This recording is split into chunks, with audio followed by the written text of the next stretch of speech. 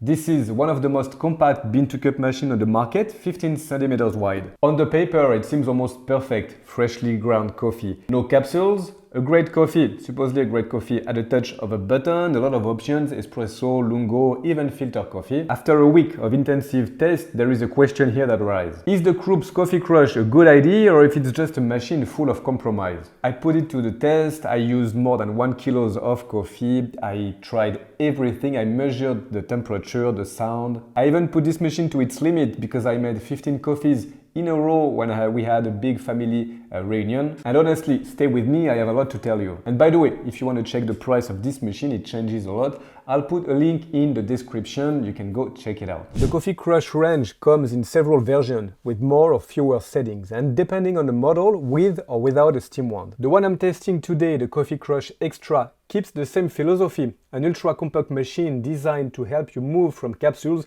to beans without going all in on a bulky traditional automatic machines. It adds the settings that actually matter, intensity, cup volume, temperature, plus a filter coffee mode, so it stays simple, but gives you enough room to fix a coffee that's too weak, too long, or sometimes too bitter. And if you want milk-based drink, look at the version with a steam wand, but here the core idea is the same. Something ultra compact, hybrid operation, and a small cleaning ritual after each coffee. We'll talk about that soon. And just to be clear, I bought this machine myself. This is not a sponsored video, always fully independent here on Cafe Lista. The first impression is pretty good. It's clean, it's a minimal design, the front panel goes black when it's off, then the lights up when you use it. For the price, it feels well put together. What stands out immediately is the footprint, or rather the like of it. You know, we have 15 centimeters wide. It is extremely narrow for this type of machine. That's the headline feature, of course. KRUPS engineered a clever dispensing system to make that possible, and on a real countertop, it genuinely makes a difference. Two things to know up front. There is a mug setting,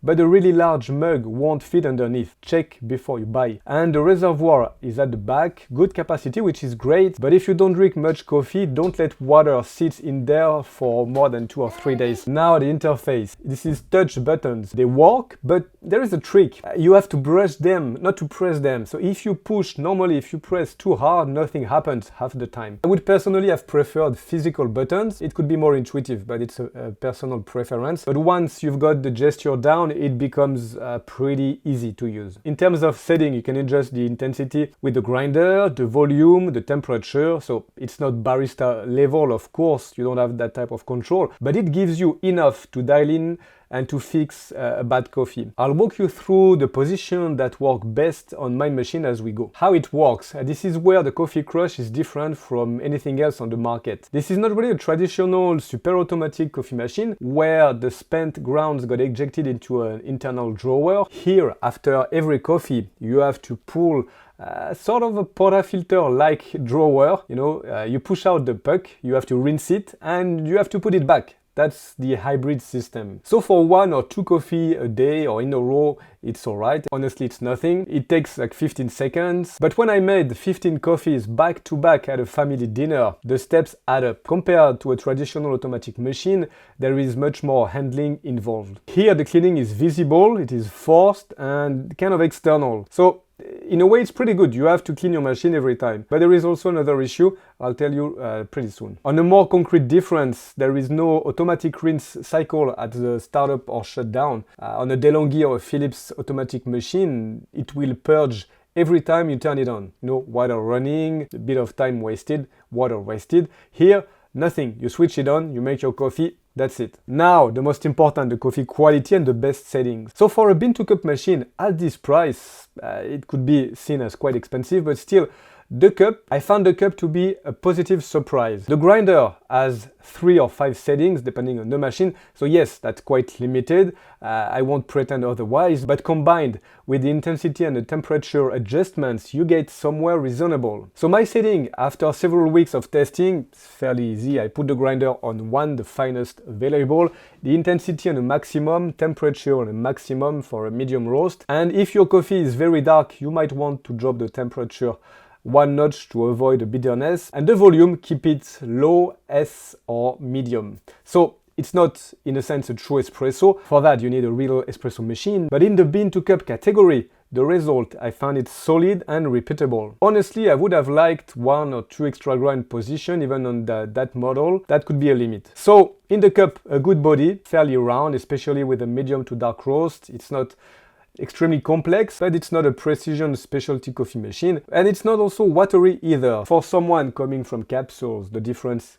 is obvious, and the coffee I found much better. On the Lungo, I'm more mixed. The grinder's limits show more when you push the volume. And the filter coffee, this is a multi-stage extraction, lower intensity, correct results, softer profile, good if you switch between styles depending on the time of the day. And if you want to get the most of your bean-to-cup machine, I've put together a free guide with the key setting. The link is right below in the description. It takes a few seconds to download, you can go have a look. Now you might wonder, the KRUPS or the Baristina? I'm working on a full comparison video. By the way, let me know in the comments if you want it, and subscribe if you don't want to miss it. In the meantime, the essential, both machines share that hybrid concept, but the Baristina has zero grind adjustment, zero room to correct the test, and the result doesn't really work most of the time. The Coffee Crush Extra, yes, is limited, as we said, but it gives you at least some control, and I think that's a significant advantage at a similar price point. The question most of you will actually be asking is why this KRUPS over a Delonghi Magnifica Start, for example, or a Philips 2300 at a similar price. Well, I think it's a kind of different trade-off. A traditional automatic machine will be more comfortable if you're making a lot of coffee, but it takes more space, wastes more water. The Coffee Crush forces a visible cleaning step after every coffee, so it's not really better in absolute terms. It's better if you want something ultra compact, clean, simple, but there is an issue because we can't also clean the extraction group. We'll talk about that right now. Oh, and don't forget, if you find this video useful, a thumbs up, and of course subscribe, and that makes a real difference for an independent channel like Cafe Lista. Thanks a lot. Now the maintenance. So day to day, as I mentioned, you have to pull that drawer, you have to rinse it, put it back. It's fast. I found it okay. The brew group is sealed. You can't access it directly to rinse it the way you can on some Delonghi or Philips machine. And for me, well, that's a genuine downside. That could be a problem. The descaling here, the machine alerts you when it's due.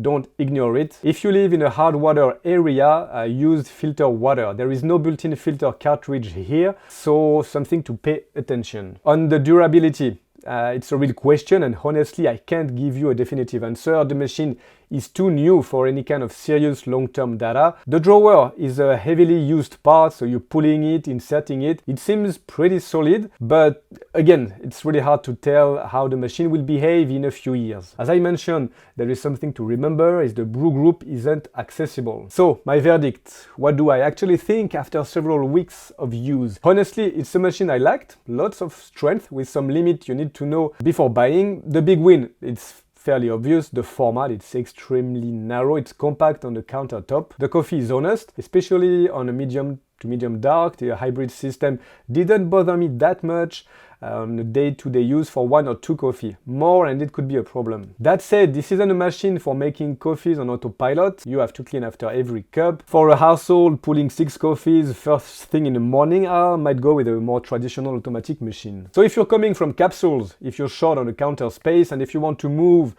to beans without buying a big automatic machine, I think the Coffee Crush Extra, another one, is an excellent choice at this price. If you want a maximum convenience, integrated milk drinks, or a real espresso precision, it's probably not the right fit. 2 practical tips before we finish. If your coffee comes out a little bit cool, I sometimes run a quick cycle using the ground coffee mode without nothing in it. It will warm up the circuit at the same time. Not essential, but it could help to warm the machine. And don't judge your machine also in the first few days. Give it a solid week of regular use before you form an opinion. The grinder needs to work a little bit, find its settings, the coffee changes too. That's true for all bean-to-cup machines, so a little bit of patience here. I hope you appreciate that video. I'll see you soon on Cafe Lista.